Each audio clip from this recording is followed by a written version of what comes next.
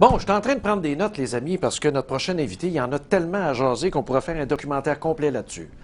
Et là, la bonne nouvelle, sincèrement, là, moi, puis même, ça faisait partie de mon attrait pour les libéraux, c'est qu'on va probablement, d'ici peut-être 2 ans, régler la question et vraiment le problème de tout l'aspect de la criminalité autour de la marijuana. Vous ne pouvez pas vous imaginer comment est-ce qu'on met en fonds public dans cette aventure-là, à tous les niveaux, là.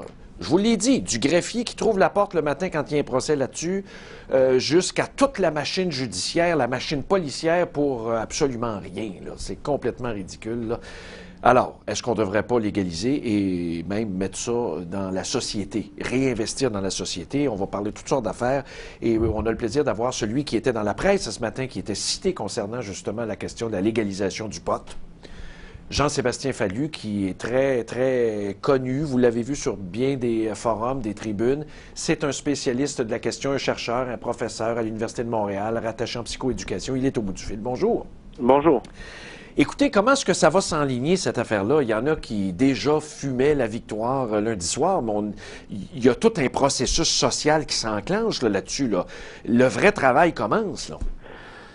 Oui, mais en fait, on le sait pas trop parce que bien que Justin Trudeau ait promis de légaliser le cannabis, même il a utilisé le mot immédiatement après être élu, on ne sait pas exactement de quelle façon, dans quel ordre, avec quelle étape il veut le faire, et donc ça reste assez flou pour l'instant. Bon, admettons, là, évidemment, c'est toujours la mode, là, des consultations, puis les experts. Il y aura sûrement une commission quelconque, mais ça avait été fait, ce travail-là, entre autres, par le sénateur, président du Sénat, qui est décédé, mon Dieu, j'ai un blanc de mémoire.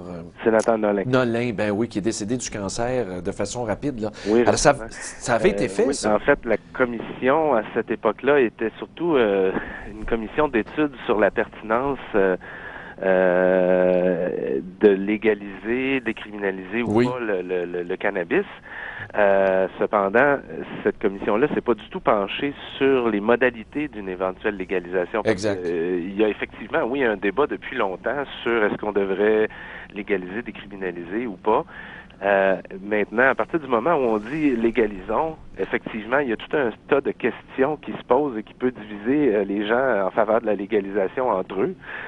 C'est-à-dire des questions comme quel âge légal devrait être proposé, mais aussi des questions comme qui devrait produire, distribuer, dans quel lieu on pourrait le consommer. Oui, exact. Est-ce qu'on contrôle les taux de THC, etc., etc. Oui. Mais moi, je voulais vous arrêter tout de suite, là, parce que les gens souvent confondent dans leur tête, décriminaliser, légaliser, c'est toute la même chose pour eux autres, mais c'est pas vrai. Et moi, j'ai été choqué un peu de voir Philippe Couillard dire publiquement, je ne sais pas si vous l'avez vu, ou c'est ce qui est rapporté, là, je n'ai pas vérifié si c'était vrai, qu'il était plutôt favorable à décriminaliser. Mais si tu décriminalises, vous savez, le monde interlope est encore là-dedans.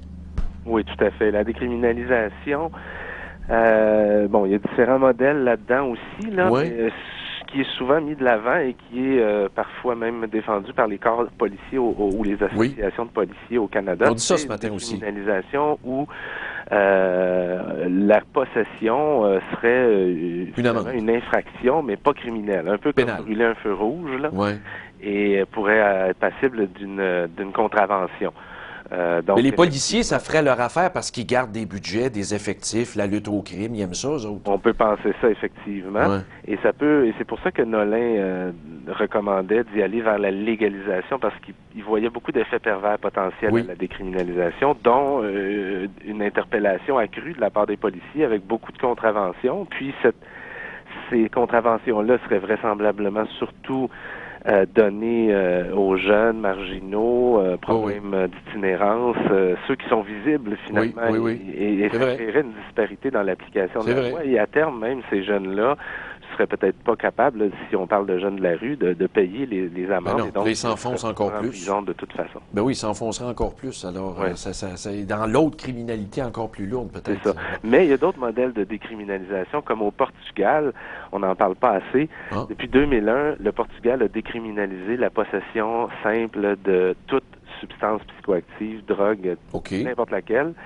Mais les policiers n'ont pas de rôle, disons, de premier plan, si ce n'est que de référer à une commission qui est appelée une commission de la dissuasion, de la consommation. Là-bas, c'est constitué d'un juriste, un psychologue et un travailleur social qui évalue au cas par cas la situation de la personne et qui fait des recommandations allant de rien à recommander un traitement ou, dans certains cas, il pourrait y avoir des sentences administratives. Mais c'est moins automatique et, disons, moins simple que si c'est lourd à gérer, le policier sur la rue. C'est ça, puis là, ça demande une machine. Mais est-ce que ça rejoint un peu ce que l'ONU a rendu public? Il y avait une nouvelle du site de Nouvelle Vice, là, justement. On parlait que l'ONU, elle recommandait qu'on abandonne. On ne devrait pas aller en prison pour de la consommation de drogue. C'est vrai, au fond, là, c'est parce que c'est un problème, peut-être? Bien, c'est tout à fait vrai. Moi, c'est une position de principe que je défends depuis longtemps.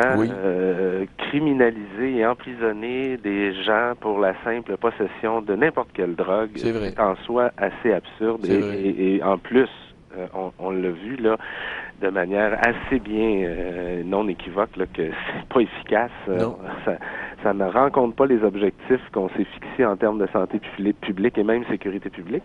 Et même dans certains cas, on voit que ça peut aggraver la situation et avoir des effets néfastes, non intentionnels, mais quand même très importants. Moi, quand je suis allé faire un reportage à Bordeaux, là, qui va passer en janvier, on a eu un accès magnifique toute la journée. Puis une des premières questions, quand on faisait la tournée du détenu, c'est l'admission. Puis là, je disais, mais admettons, moi, là je suis sur... je disais n'importe quoi, l'héroïne liquide, il faut que je m'injecte. Je peux pas arrêter ici au parloir, là, ça marche pas de même. Là. Ben là, la femme, elle hésitait, mais elle me disait, ben oui, on finit par leur donner de la méthadone, qu'est-ce que tu veux, on n'a pas le choix. Alors, qu'est-ce qu'il fait en prison? Pourquoi tu l'emmènes en prison? Oui. Tu sais, il n'y a pas de programme vraiment pour les aider non plus dans les prisons provinciales là, pour s'en sortir de leur consommation ou des aider. Il n'y a pratiquement rien. C'est pathétique de voir ça. Rien, et pourtant, c'est une population à très haut risque. Ben oui.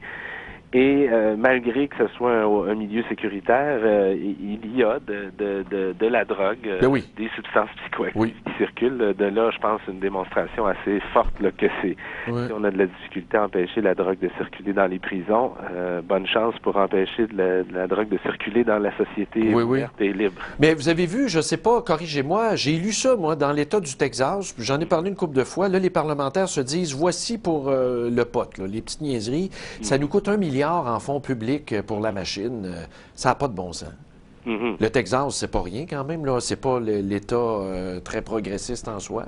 Non, mais c'est ça qui est intéressant avec les politiques en matière de drogue. Il y a des gens sur tout le spectre politique qui militent ou, disons, argumentent en faveur d'une modification des politiques. C'est pas toujours pour les mêmes raisons. Effectivement, on voit depuis longtemps d'ailleurs les think tanks de droite comme l'Institut Fraser ou même des magazines comme The Economist. Ça fait très, très longtemps que ces gens-là en appellent à la légalisation du cannabis ou des drogues même. Souvent pour des raisons soit tantôt économiques, effectivement. Il y a, semble-t-il, une inefficacité budgétaire absolument fabuleuse dans ce dossier-là, mais aussi tantôt pour des raisons de liberté individuelle, des arguments typiquement libertariens, là, c'est pas le rôle de l'État de contrôler ça. Par contre, à l'autre bout du spectre, là, on va plus faire appel aux arguments de respect des droits de la personne, des droits humains. Ça rejoint un peu la liberté, mais ça va plus loin que ça. Et aussi des arguments de santé publique, parce que même si, a priori, on peut penser que c'est une bonne politique d'interdire, quand on regarde les résultats après 40 ans de guerre à la drogue, là, on a de la misère à les voir. Et donc, dans ce sens-là, je pense que même d'un point de vue de santé publique, c'est pas non plus. Donc, on voit que les arguments sont multiples et rejoignent tout le monde. C'est pas pour rien non plus que c'est pas pour rien que Justin Trudeau a fait cette promesse-là et c'est pas pour rien qu'on voit la population de plus en plus appuyée. Oui. Il y a moins de gêne, il y a moins de tabous, là. Oui. Plus on avance. Mais dites-moi donc, là, admettons, là, je tombe dans le cliché extrême, puis j'en parlais avec ma blonde, on vit dans un milieu défavorisé, elle intervient en maison de jeunes. Oui.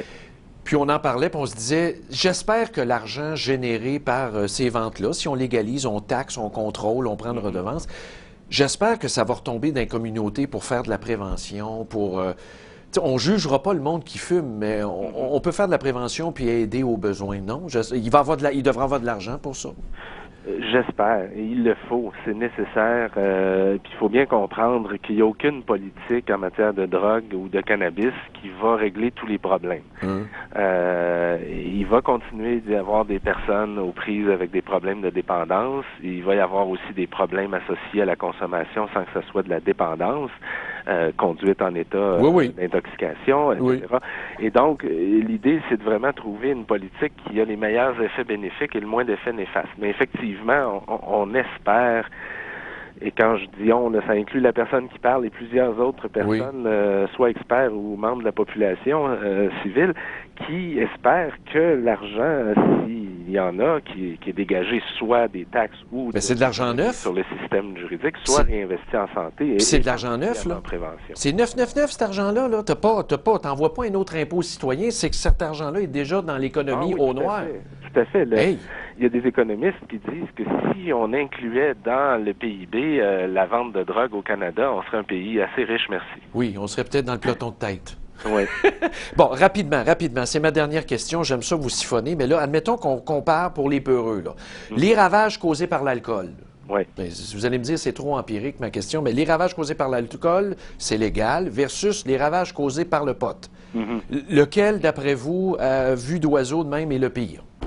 Bien, c'est sûr qu'il faut toujours dire que c'est difficile de comparer la dangerosité des substances entre elles parce que ça dépend des personnes et des contextes. C'est ça, mais quand même, puis des critères qu'on prend pour parler de dangerosité. Est-ce qu'on parle de risques psychiatriques, physiques, de dépendance, de troubles de l'ordre social, etc., etc. Mais pour ce qui est de la comparaison alcool-pot, peu importe les critères qu'on prend, les études scientifiques classent toujours l'alcool comme étant plus dangereux que le cannabis. Maintenant, certains vont dire, ben justement, interdisons l'alcool au lieu de rendre légal. Mais bon, on a vu aussi ce que ça pouvait donner, la prohibition de l'alcool.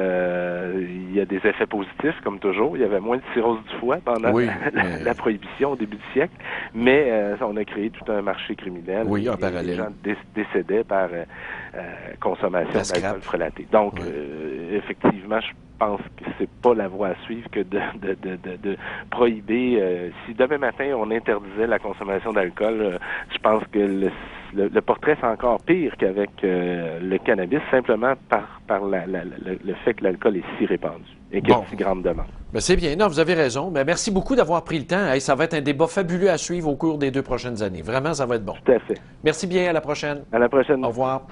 Jean-Sébastien Fallu, chercheur, professeur, vous le voyez sur plusieurs tribunes. Il est dans des chaires de recherche aussi scientifiques. C'est un gars spécialisé en psychoéducation, mais toutes les questions relatives à la drogue, aux affaires criminelles, les jeunes, la consommation. Vraiment très bon, le gars articulé. Ça peut pas être plus clair que ça.